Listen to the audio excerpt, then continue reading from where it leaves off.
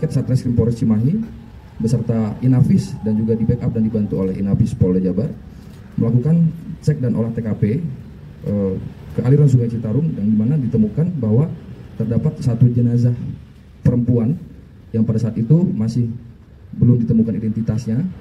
Akhirnya kami melakukan serangkaian penyelidikan sehingga dari sidik jari korban kami mendapati bahwa korban adalah saudari IN, inisial IN, yang pada saat itu memang baru kembali dari Malaysia.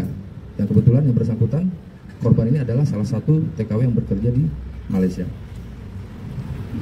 Atas dasar informasi yang kami dapatkan, kami menghubungi keluarga dari saudari IN, jenazah IN. Kemudian keluarganya membuat laporan polisi di Polres Cimahi di tanggal 27 September 2025. Korban sempat berkomunikasi dengan keluarga dan menginformasikan melalui pesan WhatsApp bahwa yang bersangkutan akan pulang kembali ke Indonesia, meminta doa kepada saudaranya mudah-mudahan sampai dengan selamat di Soekarno-Hatta. Kurang lebih tanggal 29 saudaranya kembali mengirimkan pesan WhatsApp kepada korban dan diketahui bahwa pesan tersebut sudah tidak terkirim atau sudah tidak diterima di handphone korban. Di Bandara Soekarno-Hatta Jakarta, korban dijemput oleh 2 orang laki-laki. Kami melakukan pengejaran dan didapati bahwa dalam hal melakukan perbuatan dugaan pembunuhan ini dilakukan oleh 2 orang atas nama inisial MF dan CN, di mana CN merupakan teman dekat dari korban dan MF merupakan teman dari saudara CN yang memang sengaja diajak oleh saudara CN untuk menjadi eksekutor atau untuk melakukan pembunuhan.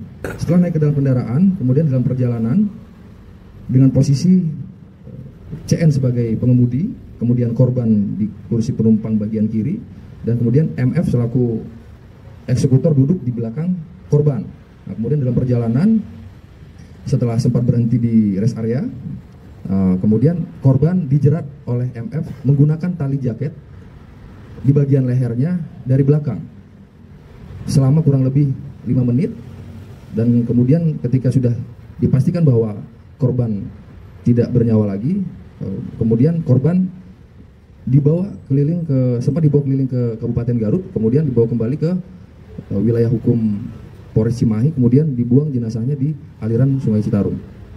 Kerugian mencapai kurang lebih 100 juta rupiah.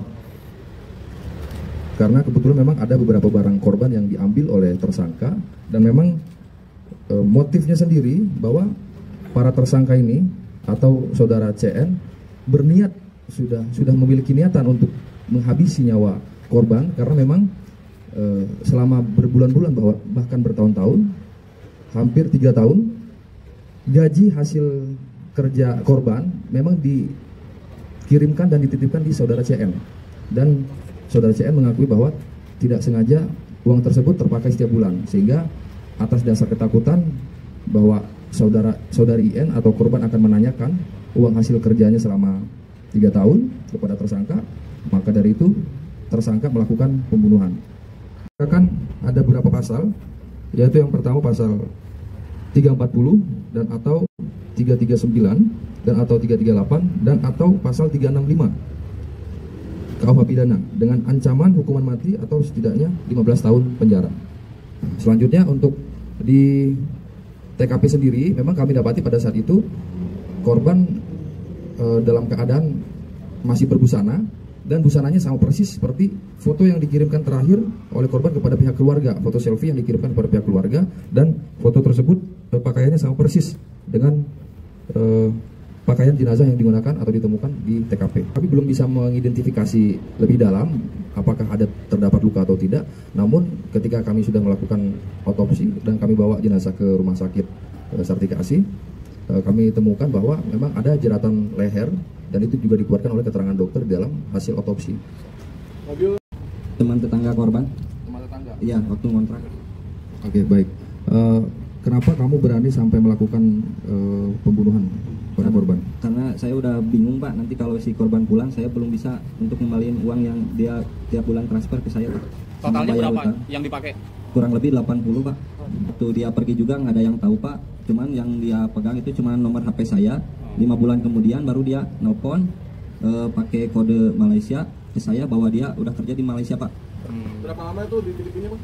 2 tahun Pak. Belum pernah dikasih ke keluarga? Belum, soalnya kata si korban juga jangan ada yang tahu. Itu bayar utang apa? Kamu punya utang katanya Pak? Iya Pak. Utang apa? Perorangan Pak, buat sehari-hari juga. Dipakai judol nggak? Enggak Pak. Oh. Lah ngeksekusi atau gimana? Ya, ngasih uang 2 kali gaji sesudah eksekusi Pak.